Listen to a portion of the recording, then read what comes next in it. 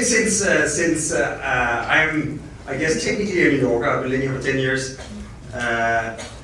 It's my honor to bid you welcome to New York, Andri. Thank you very much. Thank you. And congratulations on the book. I read it in Danish like a half a decade ago, and I think it's an incredible book. Thank you very much. Thank you. So I think before we get any further, I actually just wanted to share how I got to know Andri, which was in the heydays of sort of Icelandic economic optimism I think in the early spring of 2008. We were going to do our first international competition for the International Bank of Iceland. And we wanted to understand Reykjavik. So our Icelandic collaborators brought in Andri to teach us about Reykjavik and Iceland. And this man that I've never met before, he comes in and he starts, he's prepared a slideshow where he talks about the first Vikings that come to Iceland. They throw in their oars and they see them drift ashore, and then they found the city of Reykjavik there. Then they have this son, he gets into a fight and gets killed. His wife has a daughter, she marries this guy, and he goes through the entire history of Iceland. By then he met this woman, they had this child, that child met this person, they had this child. And then finally, sort of after an hour and a half, now I know the entire history of Iceland, he says, and then she had me. so I felt like, wow, it's the royal family of Iceland.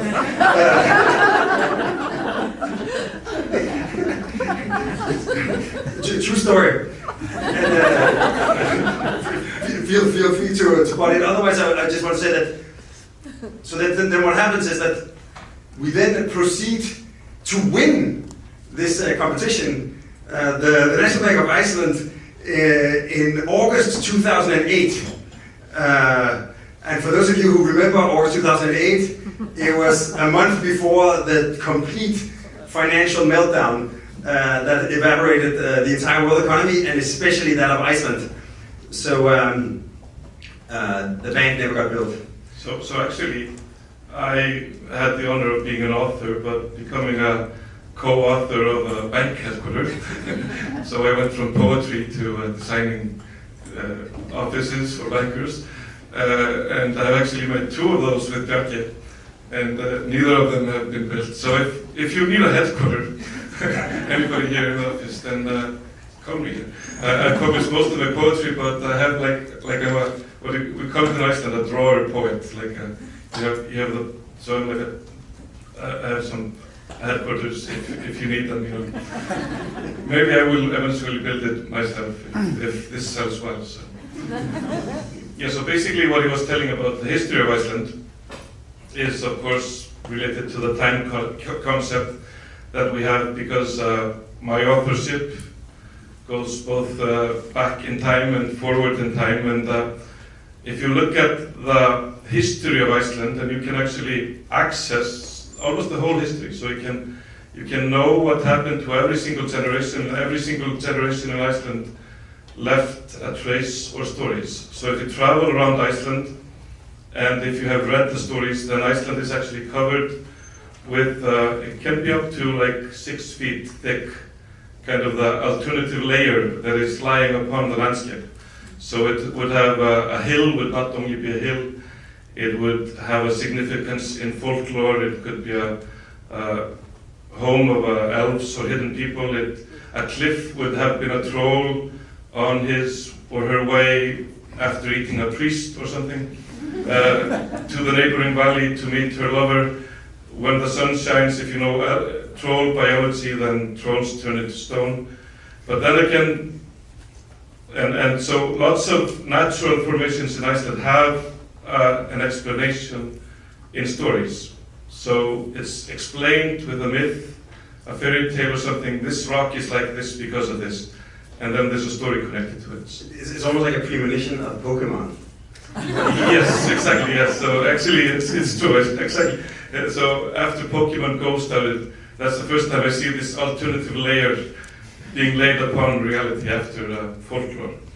So also if I look at the history, you can see that Iceland we were like 70,000 for like 1,000 years. So we were Iceland is special in the way that it was settled, and then it was kind of fully saturated. And while Europeans grew in numbers, because they could grow themselves into the forests, we kind of fully saturated or fully settled Iceland. And then those that we could not supply with sheep farming basically just died. So we were in this limit of growth for 1,000 years, and it wasn't until 1850 or 1800 that we expanded into fisheries and started, our children actually started to live. So the history in Iceland is kind of bleak and dark, but also interesting, and there are lessons in it. And if you look at the history of Iceland, you could say it was an endless cycle of reputation. That is, you would expect your grandchild to live in a very similar culture as your own grandfather. That is, so the cycle of memory, the cycle of work, the cycle of everything was like generational, 5-generational. The change happened so slowly. So, and if I just imagine the fate of my daughter, so if you look back, you can see this cycle, and it's inspiring, and it leaves lots of poetry. But also, if you look into your son there, if he becomes as old as my grandfather, well, he will still be alive in the year 2115. And my grandfather sees in New Jersey, I can call him now. Lisa can call him. So in the year 2115, he'll be a cool old man in New Jersey. And that's basically sci-fi, so I don't actually think that blending sci-fi, historical fiction, contemporary fiction, it's just where you point where you look, actually. It's all part of the reality that creates the whole that is a single human being. Yeah, I think this, we've had a lot of conversations about time, obviously also because architecture is an incredibly slow-moving profession, that when you design something, you are literally creating a small fragment of the future, and it's going to be part of a future that is probably recognizable, but probably also quite different from what you're doing. I think the slowest moving project we have right now is a project we're doing for the Smithsonian, where we are going to be submitting the final stage when I am 67 years old. So when that's the retirement age in Denmark. So I felt when we were sort of handing in the last presentation, and I was looking at the schedule, and I was like, oh fuck, I'm already retired. So that's almost cathedral thinking. Yeah, exactly. Because I think one of the amazing things is that when you're doing things that take a long time, and I think we'll get back there, but maybe we're already there, is that when you're doing things that take a long time, because they take a long time, that's why it's even more important that you start now. And everybody was reminded of Notre Dame, the cathedral that burned in Paris recently. When it was built the first time, and it's gone through a series of renovations and reconstructions, but when it was built the first time, it took 180 years to build it. And I think the average life expectation back then was around 35. So that's like 5 lifetimes it took to build that cathedral. And it didn't stop anyone from building, and all the cathedrals, it was not like the slowest cathedral. All the cathedrals took a few hundred years. In Barcelona, where Darwin was born, they're still building the cathedral, and it feels weird that they're still building on something that's been under construction for 120 years. But actually that's quite early in the construction phase of a cathedral, because they take 200 years to build. Yeah, that's actually the thinking that many environmentalists believe we have to implement in all our decision making now, actually, because we've kind of lost track. Maybe when we were living in this long cycle that I was describing earlier, which was kind of the cycle that most of the world lived in before the Industrial Revolution, we had some kind of deep connection to future and past, but the 20th century kind of has messed us up in a way. So many companies just look into quarterly annual earnings or something, like in decision making. So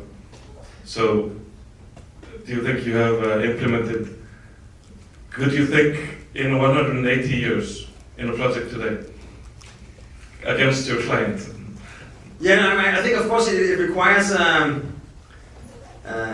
either it requires a client that's pretty optimistic about his or her sort of life expectancy, or it requires this kind of incredibly long-term thinking, and I can definitely think of a handful of projects. That Dreamland would be an excellent example of a project that is actually thinking in that way. Yeah, the Dreamland, which is a project we're doing here in New York, which is this coastal protection for Manhattan, the bottom 10 miles of Manhattan, where we're trying to organize a series of landscapes, rolling hills, pavilions that are going to make the waterfront more accessible, but are also going to keep Manhattan dry the next time Hurricane Sandy comes. But even by these scales that you're talking about, these are relatively quick projects. Of course, we're incredibly impatient. It'll be 10 years from Sandy until phase 1 is complete, and I think the whole project is maybe until 2050. But maybe back to science fiction, and back to maybe the financial collapse of Iceland. Just to is when I met you, you had written The Blue Planet. You had written Dreamland, the Dream Country. And you had just published in Danish Love Star, which was this, which was a science fiction book. The Blue Planet was almost like a fable, and Dreamland was a kind of environmentalist activist essay. And then you had published bonus poems, which was a series of poems devoted to the main discount supermarket in Iceland. So I was trying to figure out what kind of a writer you actually were. Yeah, my career is kind of strange. Actually, if you go back to Love Star, actually my last launch party in New York was exactly the night Sandy hit New York at 7 o'clock in the evening. It was exactly the precise moment when Sandy hit. But so this. Thank you for coming. So this, I'm glad nothing happened. So you never know when you get out. But so my career is kind of strange. So I of course I write in Icelandic, and I was like a young poet, and I just had a baby like you did many years later, and I was totally misplaced. That I thought I could not become an artist because I was not hipstering around in Brooklyn, and I was not shooting elephants in Africa like Hemingway, and I was not not hanging around with nihilists and prostitutes in Paris like you know the role models in the 19th, 20th century. I was just living close to the biggest supermarket parking lot. And then I was wondering, like, who decides what is right for art? You know, who decides? Isn't it the role of the artist to claim the unclaimed territory? Aren't there plenty of poems about Paris and isn't it my role? Because actually, if you look at the history of aesthetics and the idea of beauty in Iceland, Reykjavik was considered horribly ugly until a poet came and he said, it might be beautiful in China, but there's nothing like holding the hand of your lover beside this pond in a spring day. And the name Fríkirkjuvegur had never been put in a poem, but suddenly this became the lover's lane of Iceland. lava was considered horribly ugly. It was like the ugliest thing you could imagine. And it was so useless, and it was destructive. If you had a lava field on your land, it just degraded its value. It would break the bones of your livestock. But then the national painter came, Kjarval, and he kind of took the lava and he just spread it on a big canvas, and suddenly we started to see lava. We just started to see it. So I was roaming this supermarket parking lot, and I was wondering, what if I just put these eyes on and I decided to see some beauty? And I went into the ugliest place, into the ugliest of the ugliest places, which is Bonus. You should go there if you come to Iceland anytime. It has this pink big logo, and it has only Bonus products. So it has Bonus bread, Bonus cola, Bonus toilet paper, Bonus everything. And I thought, how would the ugliest book of poetry in the world look like? And I designed the cover. And I'm not sure if anybody has made poetry here, but normally poets, they make the cover first, and then they make poems that kind of look like the cover. And I noticed it was divided exactly like the Divine Comedy by Dante. So we start in Paradiso, the fruit division, then you go to Inferno, the meat products, and then you end in the Purgatory. So I finished the volume because the poems just came rushing out, and I took it to the owner of Bonus, and he really liked the cover. And he ended up publishing it and selling it by the counter on an eternal special offer. And that was my first book, but my next book was a children's book. People wanted more Bonus poetry, but I made a children's book. And then that did actually quite well. I'm not bragging, it's just statistics. It's so very well. And that was The Blue Planet. And then people wanted another children's book, but then I made sci-fi that kids can't understand. And then when people wanted more sci-fi, I made Dreamland, which is non-fiction. So I suddenly had this career of betraying my audience.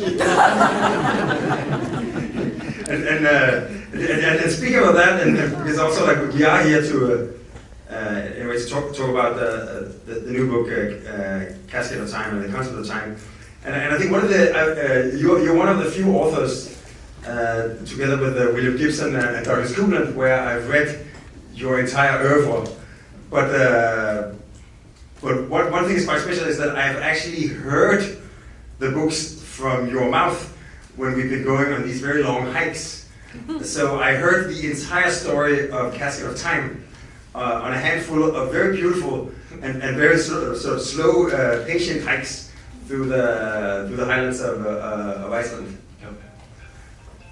Which I think is almost like the perfect setting for talking about time. Yeah, so we had people maybe not know this. I've been giving Bjarke these life coaching near-death experiences in the highlands of Iceland, where I take him out of all built, civilized environment, and we had a quite hectic walks a few years ago, and so I tend to kind of mold my stories first in my mind, and I can actually pester my friends by telling the story even long before it's been written. So and that's actually, so some of the stories you could say would be born in oral tradition. So the story that we might be talking about tonight with other things is called The Casket of Time. And if you just imagine it's 5 degrees outside and it's the rain is going vertically, I'm going to tell you the story now. So The Casket of Time is about a mad king. He has conquered the world, and he really thinks it's unfair that he doesn't get more time than other people. So he has this beautiful princess, and he's tried to keep her away from all troubles. He's never scraped her knee or anything like that. But he realizes that eventually she will just grow old and die like any worthless peasant, and he will lose his kingdom because time will take it away from him. And he feels really anxious and angry about this cruelty is he has conquered the world, but it will be taken away from him. So he announces anybody that can give him more time will get half his kingdom because he'll lose it anyway. So of course lots of people come and they claim they can preserve eternity in a haiku or something, but he throws them to the lions like a king does. But then some dwarves come, and the dwarves have something that looks like a glass casket, but it's actually not made of glass, it's woven with spider silk, and it's so densely woven that time cannot penetrate the walls. So when he closes the casket and opens an hour, a week, a month, a year later, the princess only feels like 1 second passed. So he can remove all the unimportant moments from her life.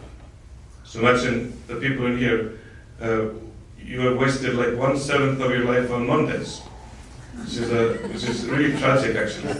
You know, like when you're 95 and you think, oh, where did my life go? Oh yeah, 1/7 was Monday, then 1/6 was February's and November's, and Trump years, no, I'm not going to be political here. I'm just talking about the arguments. So he can give the princess only the days that are actually worth living. Only the really good Instagram moments of life. And this works well to begin with, but her life becomes kind of strange. So one day it's like a beautiful autumn day, then suddenly it's like summer, and she's not like sure what happened between. And then suddenly it's summer again, but it doesn't seem like it's the same summer because the trees are higher. And then she has a birthday, and then a birthday, and then a birthday. Because apparently there was nothing between them that was actually worth spending. And in the end, it takes like 2 years to prepare like the perfect opening ceremony. A day that runs seamlessly from morning to evening with butterflies and running giraffes. And then one day a boy breaks into the castle and he's going to steal her necklace. And she finds out that she's been 20 years in the casket. The king has gone mad, the kingdom is crumbling, and he's not going to open until the world is perfect. Because it deserves only a perfect world. So she makes a deal with the boy that he shall come on every full moon. She won't tell the guards that he broke in. He shall come on every full moon, open the casket, tell her a story, give her a connection to time, and help her find the way back into real time. So that's kind of, not the whole story, but kind of the arts of the story in the story, actually. It's kind of amazing. I mean, I think in a strange way it ties beautifully back to the bonus poems, in the sense that this idea of making the effort to celebrate the everyday, in a way, taking the effort to recognize the potential of meaning in the mediocre, and I think actually, like, even just to bring it a little bit back in my court, like I think often architecture is actually the art and science of trying to create something extraordinary out of the ordinary, because if it was only the museums and the palaces and the churches that mattered, it would be 1% nice and 99% crap. So anyway, it's where we live and work, and you could say that it would be a world without Mondays. Exactly. Yeah. I also think it's also about one of the nice ideas. Like there's a brilliant Icelandic artist called Thorvaldsson, and he said that you should notice what you notice. It's an interesting thing, because sometimes people don't really notice what they notice. So his idea was you can just look at anything and actually not notice, you know, the beauty or importance of something. And actually in bonus poetry, the idea was, of course, that both ironically that a world that is without poetry, that is, the message was kind of poetry should be like milk and bread, and Coca-Cola, you should just buy it. And also the environment in the supermarket. If we don't live in the piazza anymore, we actually don't live in the piazza. Actually, again, to architecture, in some ways the supermarket and much of the environment that we have been living in has actually been neglected, you could say. So it's been kind of stripped of value, but also I've seen, like in your work, you have created, like, from the material of something cheap, actually, you can create something interesting. But in those cases, you could say that much of the built environment of the typical suburban, that has been taken away. That is the poetry, the extra, the twist that actually makes the world interesting. So my idea by barging into bonus with poetry was to put a twist into this everyday, Monday, mundane reality, you could say. And I think, like, when you turn a skiing slope into a burning incinerator, isn't it? Incinerator. Yeah, the beautiful word is a waste-to-energy power plant. A waste-to-energy power plant into a skiing slope. You might be doing exactly that, trying to make Sundays out of Mondays. Exactly. Without removing them. Exactly. There's another aspect of the time casket. I don't know if there's a limit to how much can be revealed, but maybe this notion of trying to eliminate the Februarys and the Mondays at some point is also applied to this idea of, in the context of the sort of post-financial meltdown Iceland, this idea that when there's bad times, there's the possibility, let's just skip these times and wait until there's, like, better times. But of course, if everybody is waiting for the better times to arrive on their own, of course they'll never arrive, because the way you have an impact on a better future is by actually working on it right now. That all it takes for things to go to hell is for good people with the capacity for impact to sit down and do nothing. So that's actually kind of the idea and the other layer of the story. So the other layer of the story takes place when some magical company, sounds like IKEA, you can buy these boxes and you can put them together with a hex key. And then some economists come and they predict a really bad year. And everybody's arguing and angry on TV, so people decide to skip the year. And when they come out, things actually did not change. And then it looks like the next year will be even worse. So when they have skipped that year, actually everything has kind of gone down the drain. So people kind of index their boxes to the stock market, so they will open automatically when everything goes up again. And so this girl, she escapes from her casket, her time box, and she goes into this city that is overgrown with thorns and leaves and bushes and trees. There are bears in the shopping malls, and she finds out that everybody's just in their boxes waiting for things to get better. And of course that reflects to the time in Iceland, which I thought, sometimes I felt like I became very activist.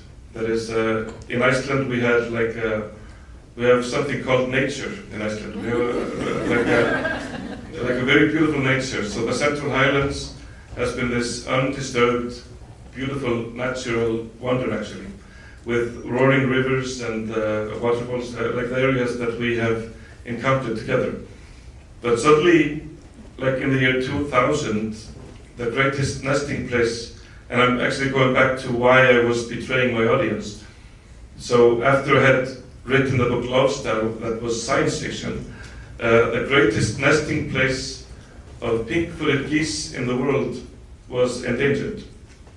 So the government wanted to build a dam, they wanted to flood that area entirely, and that would power an aluminum smelter, not the whole smelter. It would be like 1/5 or like 20% of an aluminum smelter. And I was thinking like, okay, so we are actually going to give a whole species a blow, knock out the greatest nesting place of a species for 20% of a smelter, and that it would produce would just be like a fragment of the cans that are wasted, for example, here in the United States every year. So it's like, are we really gonna give in to that mentality? And of course I became very angry because it's like a really, really beautiful place. But we were framed like we were against progress, we were against jobs, we were against the economy, all that stuff. So when I wrote the book Dreamland, I kind of just had to put away, I thought if I could accomplish to save an area like that, I would actually have created something far more valuable and important than anything that I could actually write myself. So of course, activism is like burning your candle in both ends. So you just spend endless time, endless effort, endless disappointment against maybe big groups of people on full paid with a desk and a pension and everything. And it's and I was often thinking, I was like, oh, I wish this didn't happen. I was kind of wondering in the alternative reality if things had been normal. But in a strange way, times like this actually did bring me closer to maybe many of the people that are most important to me in my life. And all that kind of trouble and all that kind of effort actually made me think differently about the world and maybe shaped my career or my writing or the way of writing into a completely different direction. So I can also say it had a very significant impact on my life, because last year the hike went to this highland that would have been at the bottom of a water reservoir if you hadn't gone through all that trouble. Actually, I decided because we were always told there's nobody there. You know, so they kind of they framed the argument of an untouched area must be unpopular. so there's nobody there. So why aren't you there? And so I kind of made a promise. I'm not going to go there. I just know by fact that you should not be tramping around nesting places of pink-footed geese. It's not a place for mass tourism. It will never have direct economic value. So I said, I'm not going to go there. I just decided, it wasn't until last summer that after they had actually protected the area that we went there in late July after the nesting season was over. And it was quite moving actually to go into an area that, and just to feel in the beauty that they were actually considering to destroy that for something like aluminum cans or something, which goes maybe to the big, and it became like an excellent symbol of what is happening to the planet currently, and maybe my next project that is about time and water. Yeah, actually, so maybe almost as a stepping stone into, because I think there's a few stories about time that come in there, but when I remember when I read the Time Casket and you have this kind of present day Iceland that slowly goes into this kind of almost like a ruin with bears and deers. I actually had that literal experience because I went 25 years after the Chernobyl meltdown. I traveled to the exclusion zone, and it was a pretty amazing, strangely hopeful, because when you think about it, kind of post-nuclear Holocaust, you imagine some kind of like a scene from the future in Terminator. But what it really is like once you eliminate humans from the equation, everything just becomes a forest. And even when there's radiation, there's actually bears and wolves and a ton of animals, they die a little earlier from cancer because of the radiation, but they still have a much greater time there than they do where there's humans. And also, you go to the city of 60,000 people, a kind of nice, modernist Soviet city, 60,000 people. And what happens is that when you stop mowing the lawn, 60-foot trees grow out of the ground in 25 years. So you have this kind of surreal coexistence of really recognizable modern architecture and way too big and way too many trees, way too close to the buildings. So it was really kind of a surreal and almost in a strange way that if we humans fuck it all up, everybody else is going to be all right. As long as we eat. Yeah. So actually, like if you look at the kind of the time scale of what scientists are talking about now, is that I think we have a kind of distorted connection to time, because actually I always thought I grew up in this fear of exactly this nuclear holocaust. So it's maybe nice that 10 years after the nuclear winter, the trees would come up and everything would just fill with flowers and eagles and stuff, and some kind of a post-apocalyptic paradise. But I thought when I was 13 or 14 that it would be the nuclear winter that would kill us. And now, strangely, it's not Oppenheimer's invention that is kind of threatening us. It's just good old Prometheus. It's just the good old fire. And I was calculating, because last October we hit the limit of we hit the record of oil production. That is 100 million barrels a day of, and I didn't understand the concept of what are 100 million barrels a day. And if you would put that all into one single stream, it would be like actually the mightiest river in Iceland. So if you have seen the waterfall Dettifoss in Iceland, that is exactly the same amount, 185 cubic meters per second. And if you stand on that roaring waterfall and you think of that as oil, and you think of that maybe as an injection pipe into a machine, that is a Death Star actually, that machine. So when scientists talk about that, we have to phase out, we have to turn off that flow in 30 years. That is actually, and if we don't do that, then something horrible would happen in the year 2100.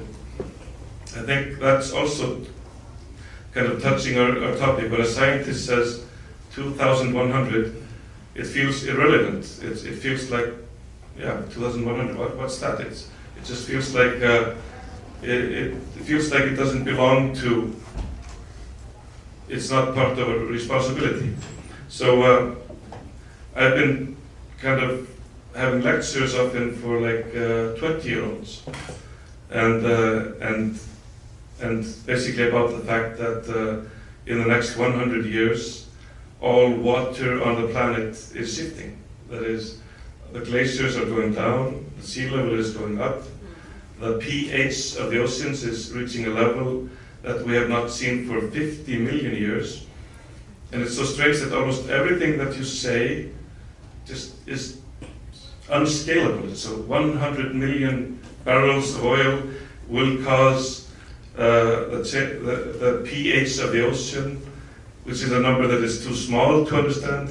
What does it mean when something goes from 8.1 to 7.9?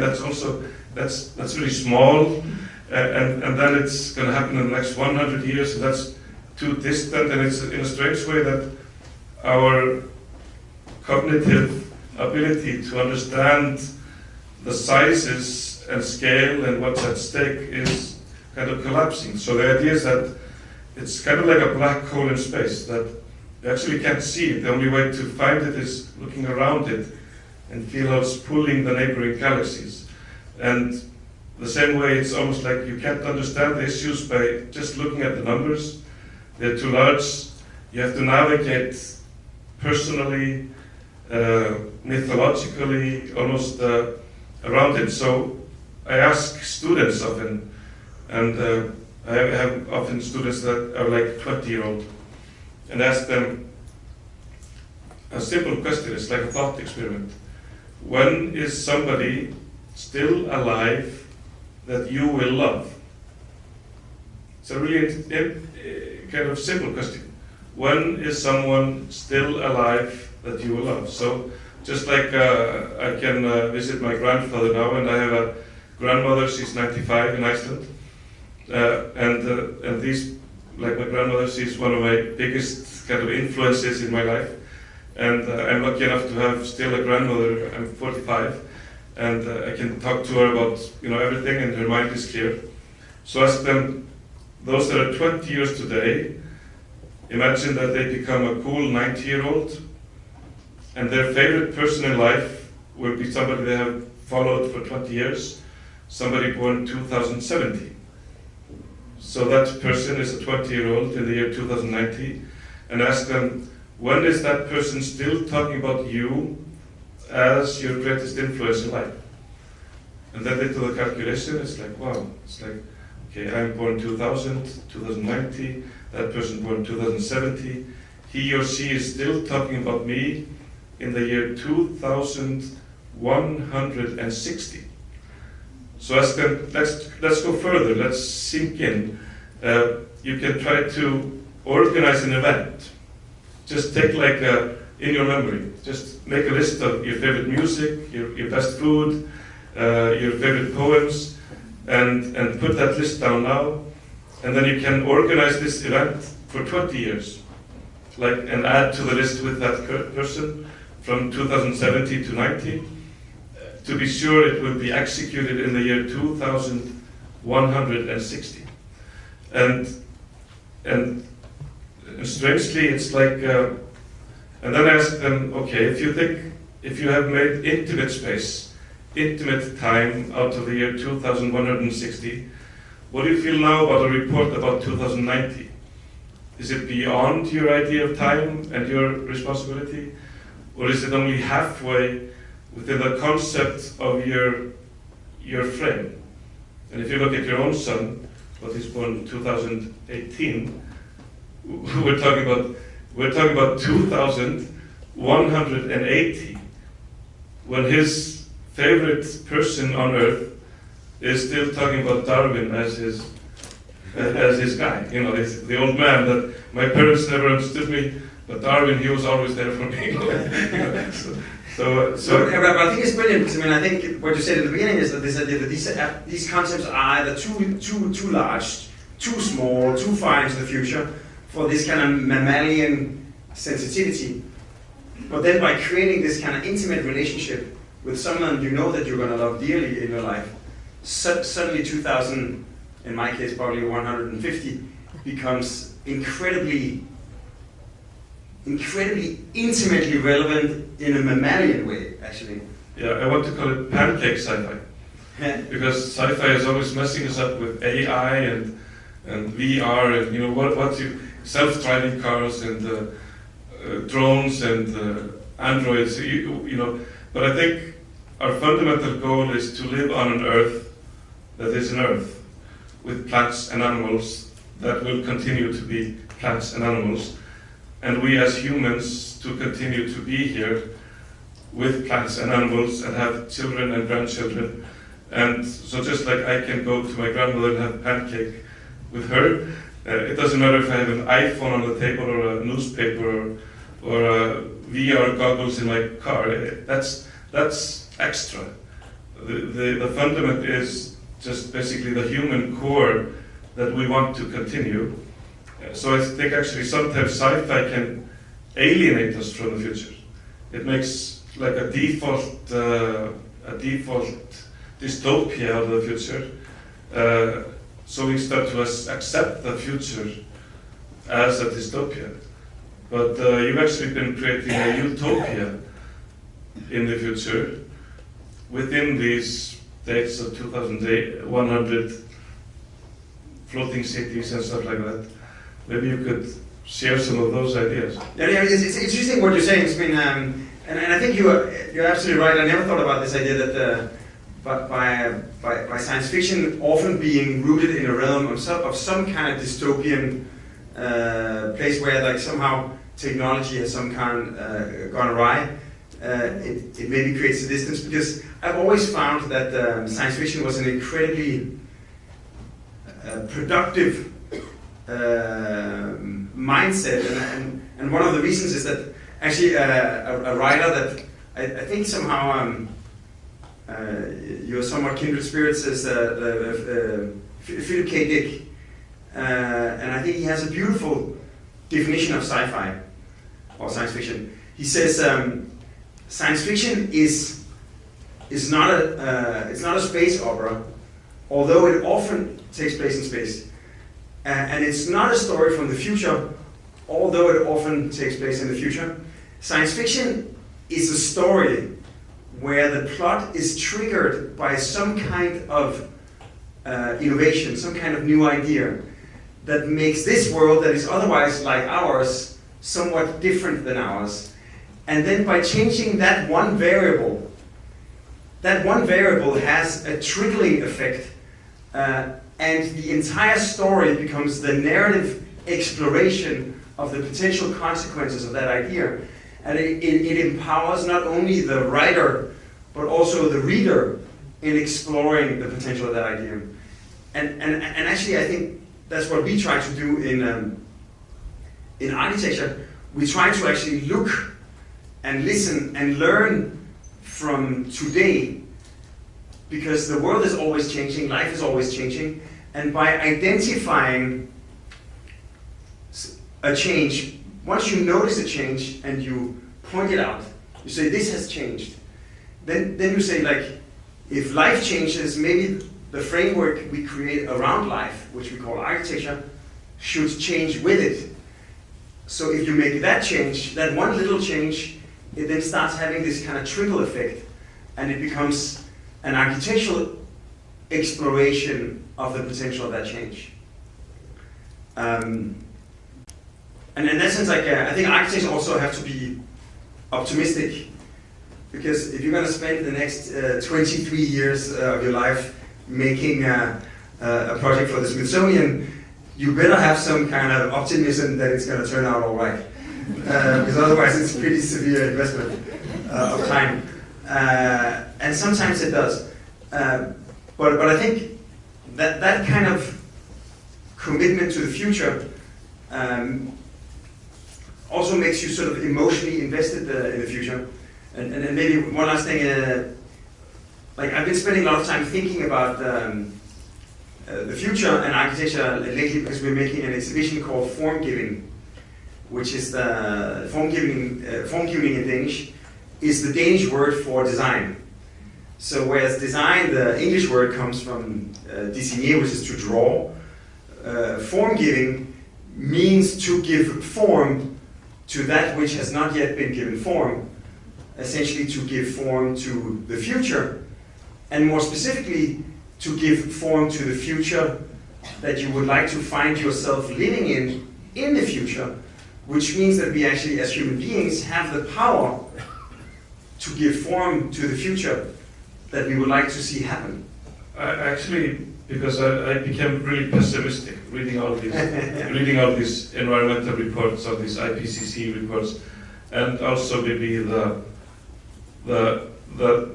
fact that nature is leaving geological speed and has started to change on a human speed. That is, we see that in the glaciers in Iceland, where they used to move in thousands of years, and suddenly they're collapsing in the lifetime of somebody born today, becoming as old as my grandmother. So that's like, but still it happens in a strange kind of a silent spring. They just go, they just leave, and But I actually think that if you look at the situation now and what was created during the 20th century, which are tremendous accomplishments, to the good and bad, but lots of human ingenuity, you could say that the generation that is finishing school now, maybe, you know, if you're 10 or the school strike kids or something like that, that have suddenly paid attention to a certain cause, that actually the time of the next 30 years can be actually incredibly interesting, I think, in the reaction to this overwhelming task of phasing out fossil fuels and all that stuff, because it involves in almost changing everything that we eat, how we dress,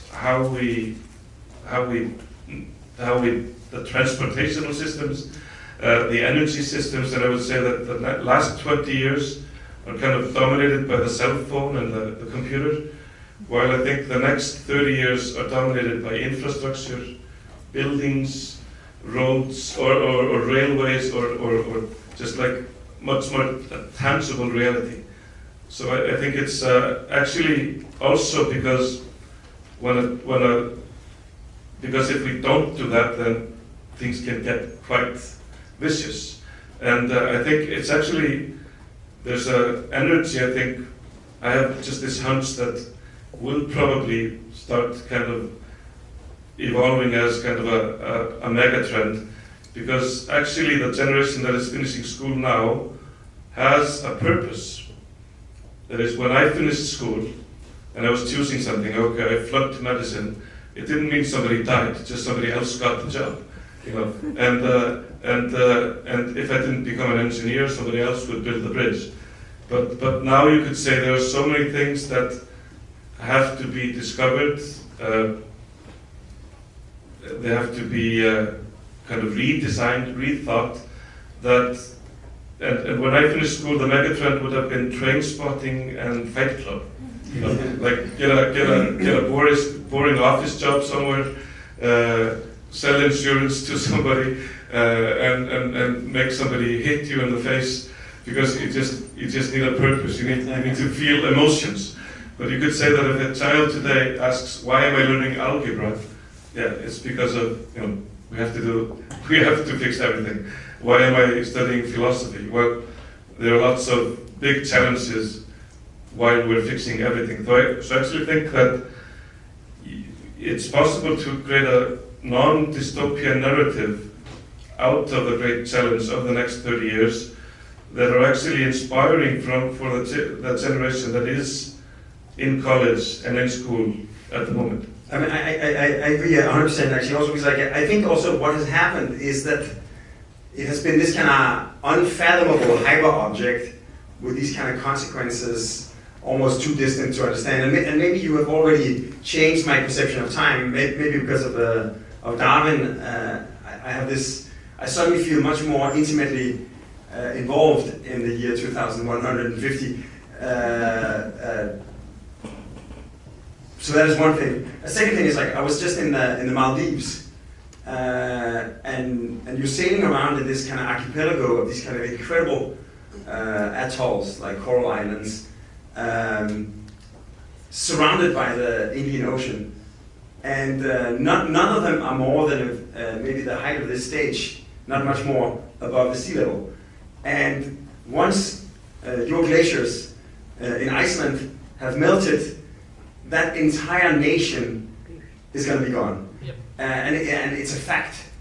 And it's a fact we're going to have to deal with. So it also just, and I think that's pretty galvanizing, that you know, entire nations are going to disappear. And I think the last thing that, so on one hand, I think the world has probably woken up more than it ever has been. The last thing that I think is pretty interesting is that the United Nations have ratified the 17 Sustainable Development Goals. I think 193 countries have signed. So that means that, and basically the Sustainable Development Goals means that the whole world agrees pretty much with the Scandinavian countries. It's pretty much like a social democratic Scandinavian mindset. That sort of and that's pretty wild. The whole planet actually already agrees about that. And then I think the last thing is that there's a few things right now where it used to be that the Earth was such a big problem that you couldn't fathom it. But now, for instance, there's a guy, Will Marshall, that has a company called Planet, where they've sent 1,000 satellites up into the air, or into space, and they make high-resolution, multi-layered imagery updated of the entire planet Earth every day, which means that we can now look at the planet with real updated information.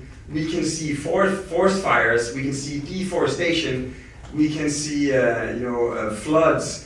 We can really understand, and we can see not just visual imagery, but also thermal information. We can see directions of currents, etc.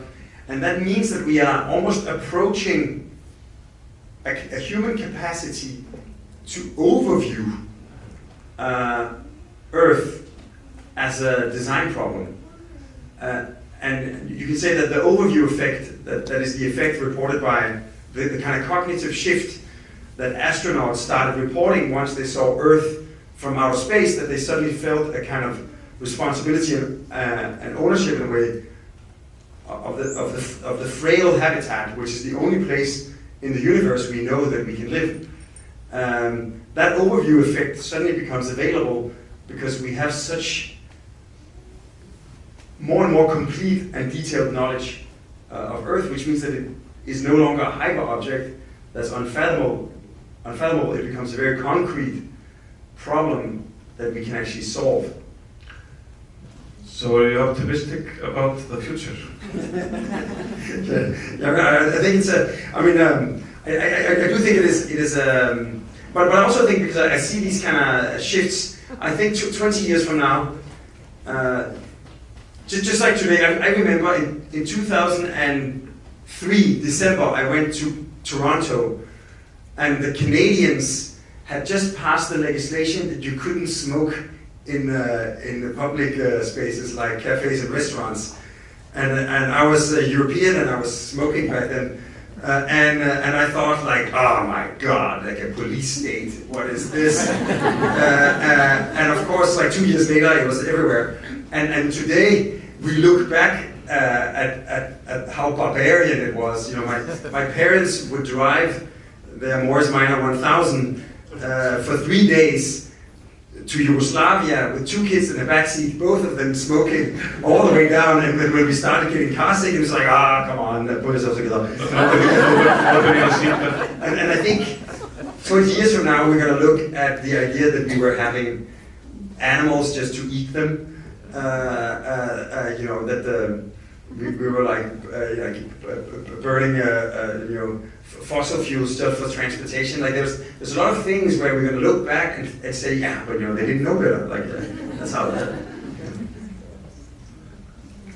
And I think actually, if the world is now capable of change at a kind of human speed, I think humans are also becoming capable of change at a speed in excess of the 1,000 years of no change that you had in Iceland.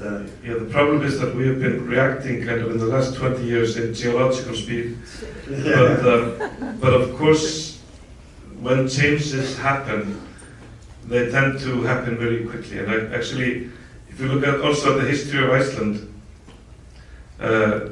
Iceland was on this limit of growth. That we hit the wall. And the people that wanted to live a good life, they went to Canada.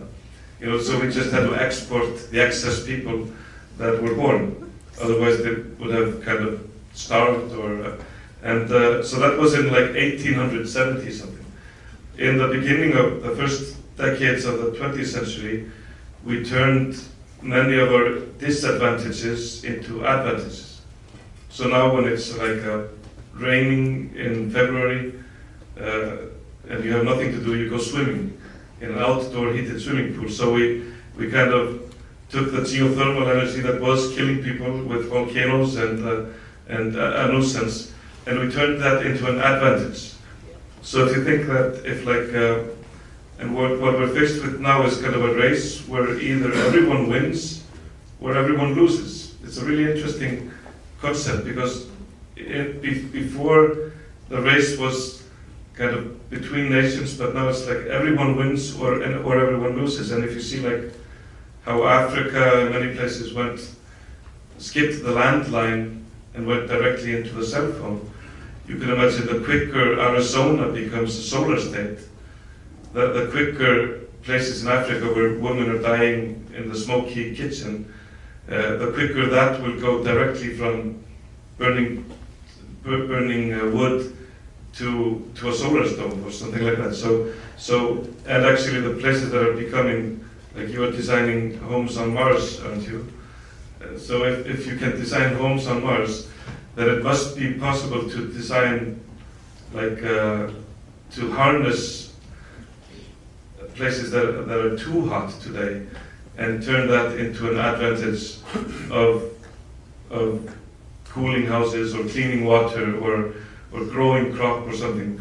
So I think it is possible and probably important also to avoid apathy and some kind of a negative spiral in the next years, is that to look into how humans have turned disadvantages into advantages and really just basically flipped things over. Yeah, I think actually maybe just one add-on to that is that if you think about, I think the way that quite often the success of something is what, so like, if you take for instance I think a bit more than 100 years ago, there was a major conference in New York that was talking about the problem that was drowning cities all over the world, ruining the environment, the health, etc. And it was because the cities were drowning in horse shit. Because of course a horse, it dumps a significant amount of pounds of horse shit on a daily basis. So just like when you have snowstorms and you have like piles of snow, kind of gray snow on between the sidewalk and the streets, you had that with horse shit in New York. And of course the car came as a savior, because compared to all the horses, it was quite clean, it was quite safe, it didn't go nuts if you got scared or whatever. So it had a lot of advantages, but in a way the success of the car, and it came with this incredible impact, the freedom to connect with relatives you hadn't seen for a while, the ability to live like almost in the countryside and go to work in the city. But of course it ended up coming with traffic jams and parking lots, and so in a way the success of the car had these shadow sides that became negative impacts. But when you think about, so I think that's one thing, that the shadow side of anything is an incredible opportunity. And also when you think about what is pollution, pollution is what happens when there's a product that is desirable and there's a process that creates that product. And because it's very desirable, that product, the process is maintained. This process also has a byproduct that no one is asking for. And because the product is so popular, you end up accumulating the byproduct until the byproduct becomes a problem, like CO2 in the atmosphere. But it also means that every time you have pollution, you actually have a very generous, if not infinite, resource of this byproduct, that all you have to do is invent something to do with this byproduct, and it's like you found a gold mine, because you can get this byproduct for free. And I think that kind of mindset, that every time you have pollution is because you have an infinite resource of something that you just have to funnel back into the ecosystem. It's still not just finding, but yeah, it's an interesting approach to it. But like, I think actually that sort of coming to the end of. Yeah, I wonder, because we talked about how to begin this, but we didn't talk about how to end it, or when to end it, actually. what have people been promised? Do you want to take questions, or maybe we can take three or four questions. Yeah, for sure. Yeah. So, questions? One in the front row. Oh, I'm lucky, I guess. I just read a book called Big Ones. It's not about the architecture firm. It's about natural disasters and catastrophes. And actually, one of the chapters in the book talks about Iceland went through a very serious catastrophe, I think in the 1700s, and nearly devastated the country. I'm just wondering if you see any lessons from that near extinction event in Iceland for us looking forward. Yeah, actually, I think it was around 1780 when about 20% of the population died from actually the biggest volcanic eruption in the recorded human history, and the fumes from that eruption that caused, as many believe, even the French Revolution, because they had crop failure all over Europe. Actually, I just calculated, if anybody remembers the volcanic eruption that took place 2010 that closed the airspace of Europe, because some people have been saying that volcanic eruptions will dwarf the human emissions, and we might want to reduce things, but then comes a eruption and blows much more into the atmosphere. But actually, the eruption in 2010, it was the first socially aware eruption. That is, it by turning down, closing the airports while it was erupting, it actually reduced emissions by about 50%. So actually, that eruption is, if you take the human emissions today, it's like we have opened 600 of these volcanoes, and not only temporarily for 2 weeks, but if 600 of these were blowing on a day-to-day basis. So it's actually that is the slow-burning catastrophe that is kind of happening. If that could happen again in Iceland, it is possible, but I think, and actually that is something that is part of the big risk factors in kind of the Western civilization, that a disruption like that, a great eruption like that would cause crop failure in Europe and over Russia, is actually one of the big risks that we might be facing as a species, and it could really blow us, it would cool the planet for 5 or 6 years, and it could cause lots of disruption. Any other questions? Another question? First of all, thank you all for being here in New York with us today. I wanted to ask something about an interesting thing you mentioned earlier, which was the evolution of aesthetic through time. And both of you do an artistic job, so that you put something into the world where aesthetic matters. In your case, the buildings that you make are now future, because you're thinking about them, that they're going to be present, and eventually they're going to be past. And the same thing with your books. One day people might study them as an ancient book or something like this. So my question, I guess, is how do you go about when you're creating your art, thinking how aesthetic will evolve, and how does this impact your creation? Like in my case, I was really thrilled. I was kind of starstruck when I was 23. I was working in the Manuscript Institute in Iceland, and I was putting on display the original copy of Nordic mythology. It's the Codex Regius, so it's the original copy of Marvel Comics would never be making Thor 2 and Ragnarok if this beautiful manuscript. So it's the inspiration for Tolkien, Wagner, it's endless inspiration. And I could read it and most Icelanders, the handwriting is easier than my father's handwriting. And I was like reading like Sol, Tér, Sortna, Sigur, Foldimar, and I was really wondering like, what is it in a text that makes it relevant after 800 years? And I was like, I'm reading the mind of somebody 800 years ago, and we could also mirror that 800 years into the future. You know, this manuscript was living in cold, dirty kind of mud houses in Iceland, and could that be preserved like 800 years more? And I was actually so inspired that when I wrote my book, the story of the Blue Planet, and my family asked what you're writing about, I said I'm writing a book that will be reprinted for 200 years. But I was really thinking about this: what elements are there in texts, in poetry, in mythology? Even a small chapter, even a small sentence can be a premise for a Hollywood movie, like 800 years later.